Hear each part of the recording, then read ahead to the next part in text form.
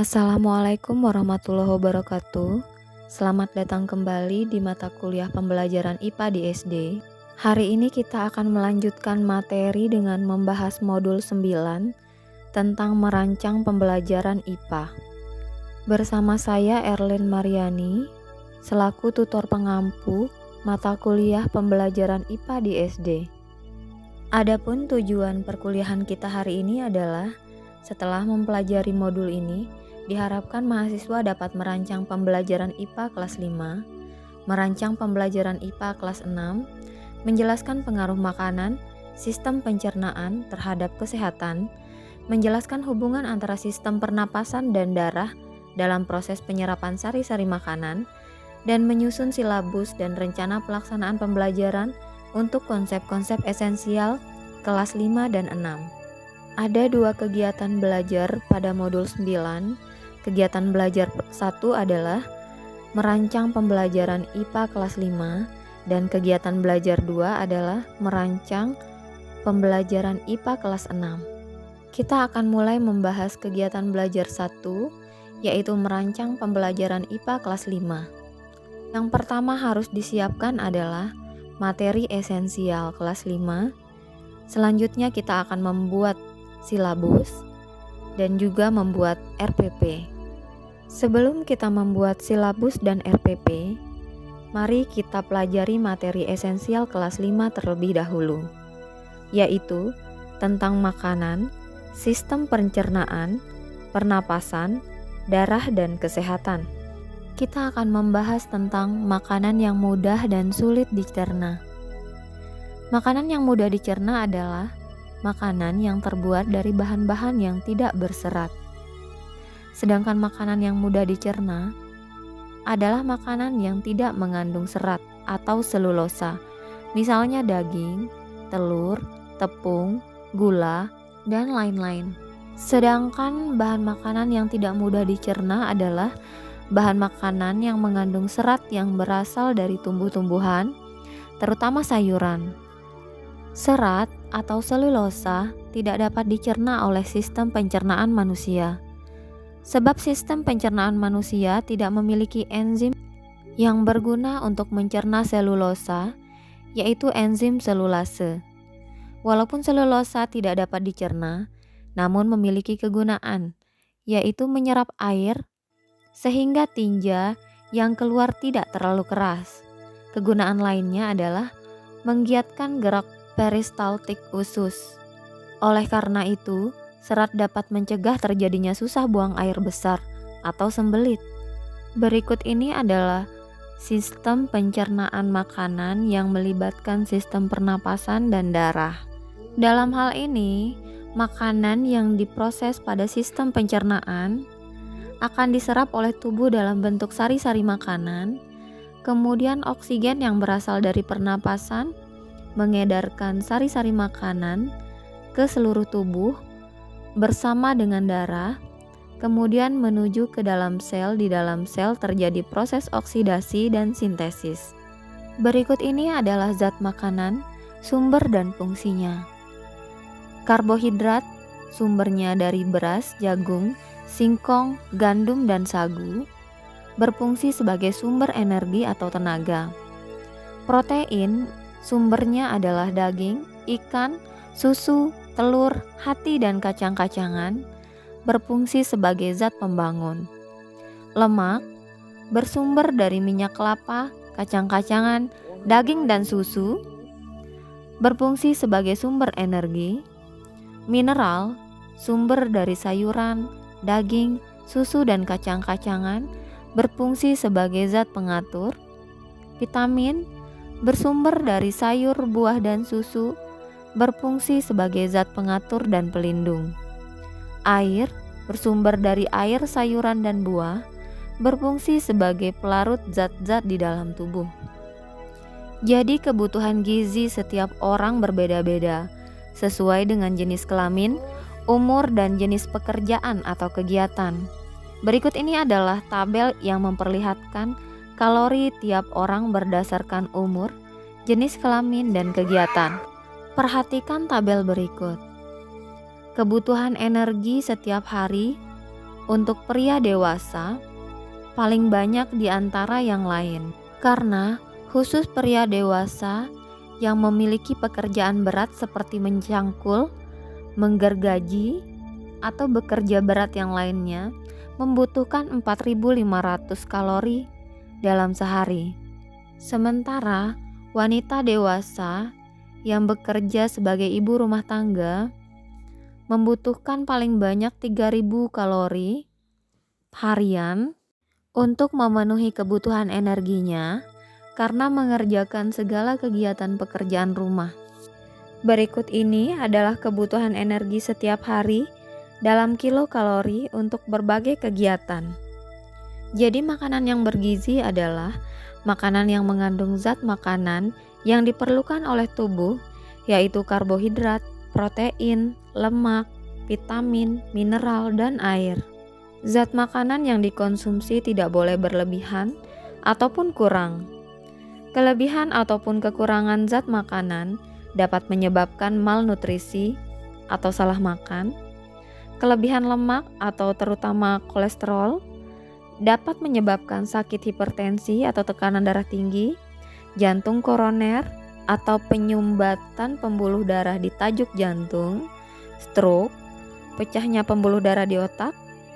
Namun demikian, dalam jumlah yang sedikit, kolesterol diperlukan untuk menyusun membran sel, pembungkus sel saraf, dan membantu penjalaran impuls pada serabut saraf. Semua penyakit ini dapat menyebabkan kematian. Vitamin juga tidak boleh berlebih, sebab dapat menyebabkan hipervitaminosis. Misalnya kelebihan vitamin A menyebabkan radang hati atau sirosis. Kekurangan zat makanan dapat menyebabkan defisiensi. Contohnya pada tabel berikut. Kekurangan protein akan menyebabkan penyakit busung lapar. Kekurangan vitamin A akan menyebabkan rabun senja. Kurangan vitamin B akan menyebabkan biri-biri, insomnia, demensia. Kekurangan vitamin C akan menyebabkan skorbut atau sariawan. Kekurangan vitamin D dan kalsium akan menyebabkan tulang keropos atau osteoporosis. Kekurangan zat besi akan menyebabkan anemia atau kurang darah. Oleh karena itu, makanan yang dikonsumsi harus memiliki nilai gizi seimbang. Makanan dengan nilai gizi seimbang yaitu makanan yang mengandung 60% karbohidrat, 30% protein, 10% lemak, sedikit mineral, dan sedikit vitamin. Selanjutnya, berikut ini adalah enzim-enzim yang berguna untuk pencernaan makanan. Selanjutnya kita akan membahas tentang darah. Di dalam tubuh manusia terdapat suatu sistem yang berfungsi membawa zat-zat makanan dan oksigen ke seluruh tubuh, dan sebaliknya membawa zat-zat sisa dari seluruh tubuh ke alat-alat ekskresi atau alat pengeluaran. Sistem yang berfungsi mengangkut dan mengedarkan zat itu disebut sistem peredaran darah. Sedangkan zat yang beredar dan berfungsi mengangkut adalah darah. Darah tersusun atas sel-sel darah dan cairan atau plasma darah. Sel-sel darah terdiri dari sel darah merah, sel darah putih, dan keping-keping darah. Sel-sel darah yang berfungsi sebagai pembawa oksigen dari paru-paru dan karbon dioksida dari jaringan tubuh adalah sel darah merah. Karena sel darah merah mengandung pigmen yang dapat mengikat kedua zat tadi. Pigmen yang dimaksud adalah hemoglobin. Sel darah putih berfungsi sebagai pembunuh bibit penyakit. Keping-keping darah berfungsi sebagai pembeku darah sehingga dapat berfungsi sebagai penutup luka. Bagian darah yang berfungsi membawa sari makanan adalah plasma darah, karena kebanyakan sari makanan terlarut di dalam plasma. Zat makanan itu misalnya protein, karbohidrat, gliserol, vitamin, dan mineral. Sari-sari makanan diserap oleh darah melalui usus halus. Proses penyerapan sari-sari makanan berlangsung secara difusi, osmosis, dan transport aktif. Adapun fungsi darah di dalam tubuh manusia adalah pengedar sari-sari makanan, pengedar oksigen, pengedar hormon, pengangkut zat sisa misalnya karbon dioksida, garam-garam, urin atau air seni ke alat-alat pengeluaran, pemberantas bibit penyakit, penutupan luka, dan pengatur suhu tubuh. Berikut ini adalah penyakit alat peredaran darah. Pertama, arteriosklerosis, 2, aterosklerosis, 3, serangan jantung, 4, stroke, 5, hemofili, 6, sel sabit, dan 7, anemia. Pencegahan penyakit alat peredaran darah dapat dilakukan dengan cara makan makanan yang bergizi seimbang, olahraga teratur, mengurangi ketegangan atau stres, dan menghindari rokok. Jadi, sistem pernapasan pada manusia dimulai dari udara masuk ke dalam paru-paru, melalui hidung, kadang-kadang melalui mulut, misalnya pada saat sakit influenza. Di dalam hidung, udara disaring oleh rambut-rambut yang ada di dalamnya, sehingga debu tidak ikut terbawa masuk.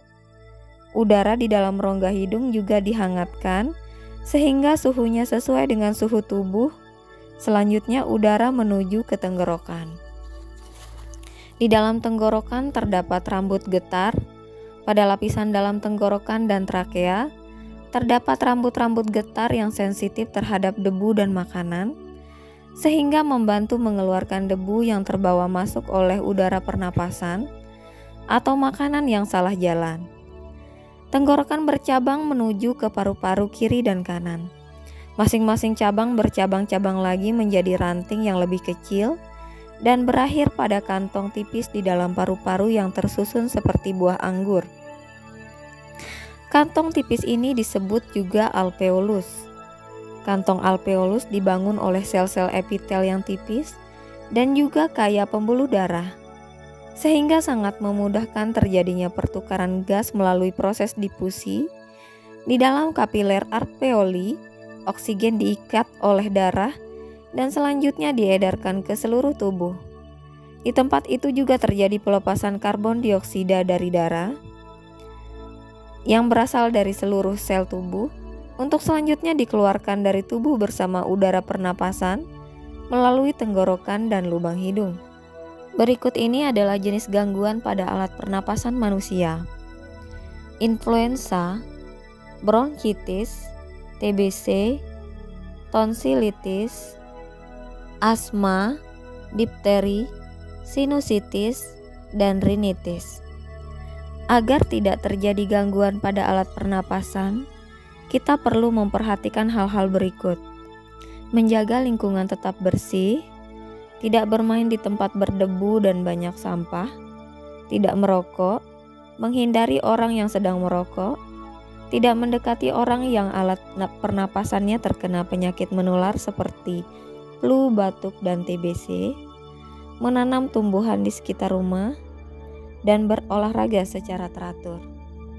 Berikut ini adalah silabus kelas 5 mata pelajaran IPA. Silabus ini disusun setelah mempelajari materi-materi esensial untuk kelas 5. Setelah membuat silabus, dilanjutkan dengan membuat RPP. Berikut ini adalah rangkaian kegiatan yang akan dilakukan selama pembelajaran yang dituangkan dalam RPP.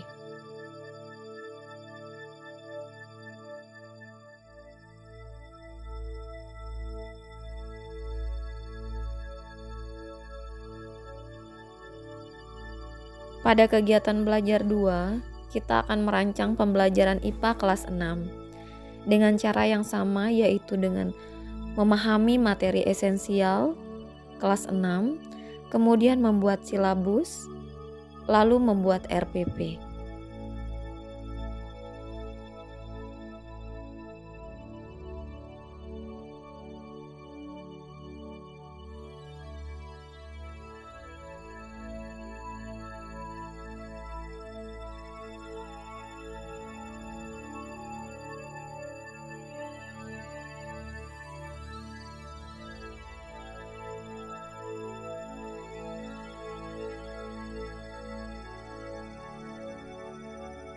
Akhirnya terima kasih sudah mengikuti perkuliahan ini dengan baik. Tetap semangat. Wassalamualaikum warahmatullahi wabarakatuh.